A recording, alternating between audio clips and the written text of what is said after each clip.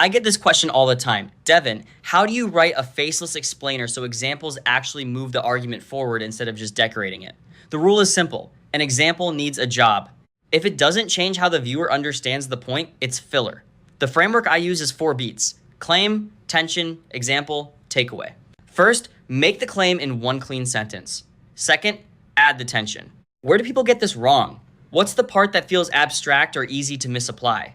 Third, give the smallest possible example that resolves that tension. Fourth, extract the lesson immediately. Don't leave the viewer to interpret it. Here's the difference. Bad version. Hooks matter. Big creators do this. So use better hooks. That example is decoration. Better version. Hooks matter because viewers need a reason to stay. Today we're talking about thumbnails as just a topic. Your thumbnail is losing the click before the video even starts is a problem. Now the example is doing work. It turns advice into a visible decision.